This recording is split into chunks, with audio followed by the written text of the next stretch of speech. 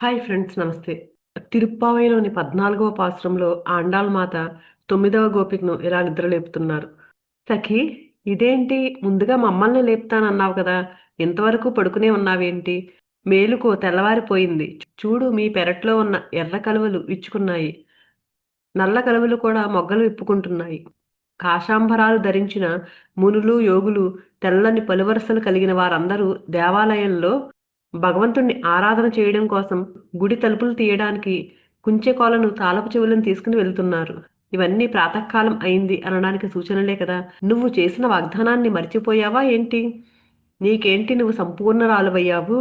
సరే, ఇకనైనా లేచిరా. వాగ్దానాన్ని మర్చిపోయిన సిగ్గులేనిదానా, లేవమ్మా అనగానే నన్నెందుకు నిందిస్తున్నారు, నేనేమి చెయ్యాలి అని గోపిక అనుకుంటుండగా, శంఖ చక్రములచే విరాజిల్లుతున్న విశాల సుందర భుజములు కలవాడు, పంకజాక్షుడు అయిన ఆ శ్రీకృష్ణుని గుణగణములను మధురమైన స్వరంతో కీర్తించాలి. మేము కూడా నీతో కలిసి పాడతాము.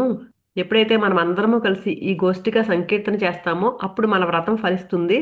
కాబట్టి వెంటనే మేలుకో అమ్మా అని గోదాదేవి ఆమెను మేల్కొల్పుతున్నారు. ఈ పాసురంలో గోదాదేవి మనకి ఏం బోధిస్తున్నారంటే, బయట కనిపించే ప్రతి దృశ్యము నిజానికి మన అంతర్గత సాధనా స్థితుల సూచనలు. తామర పువ్వులు వికసించడం అంటే తామర పువ్వు జ్ఞానానికి సంకేతము.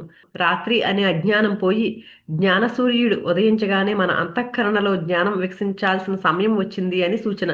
మీ ఇంటి ముందే తామరలు వికసించాయి అంటే నీకు జ్ఞానం దగ్గరలోనే ఉంది, కానీ నువ్వే నిద్రలో ఉన్నావు అని. యోగులు పలువరసలు కనిపించేలా నవ్వడం, ఇది కేవలం శారీరక నవ్వు కాదు. పలువరసలు కనిపించడం అంటే మనం నోటితో ఏదైతే తీసుకుంటున్నామో అలాగే నోటితో ఏదైతే బయటకు పంపిస్తున్నామో అవి రెండూ శుద్ధంగా ఉండాలని. మనం నోటిలోకి తీసుకునే ఆహారము శుద్ధ సాత్విక ఆహారం కావాలి. ఇది ఎలాంటి హింసకు తావులేని ఆహారాన్ని మాత్రమే మనం నోటిలోకి తీసుకోవాలని. అలాగే నోటిలోంచి బయటకు వచ్చేది, మనం ఏదైతే మాట్లాడుతున్నామో ఆ ప్రతి మాట సత్యంతో, జ్ఞానంతో, ఎవరికైనా హితం అంటే ఎవరికైనా మంచి చేకూర్చేదిగా ఉండాలి. ఎవరిని నొప్పించకుండా ఉండేలాగా హితమైన మాటలు మాట్లాడాలి. మాట్లాడకుండా ఉండడం మాత్రమే కాదు, ఆ మాట కూడా అవసరమైనప్పుడు, ఎంత అవసరమైతే అంతే మాట్లాడాలి. అవసరమైనప్పుడు జ్ఞానంతో కూడిన మాట మాట్లాడగలిగిన వాడి యోగి. కాషాయ దుస్తులు ధరించిన మునులు దేవాలయ ద్వారాలు తెరవడానికి వెళ్ళడము అంటే ఇది బయట దేవాలయం కాదు. దేవాలయం అంటే మన హృదయం. హృదయ ద్వారం తెరవమని వివేకము, వైరాగ్యము, శుద్ధ జీవన శైలి తలుపు తడుతున్నాయి. శంఖ చక్రాలు ధరించిన కృష్ణుడు ఇక్కడ. ఆ శంఖము అంటే జ్ఞానధ్వని, లోకహితం కోరే ఆలోచన.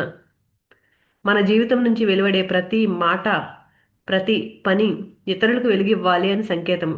చక్రము సుదర్శనము, ఇది అజ్ఞానాన్ని తొలగించే దివ్య దృష్టి.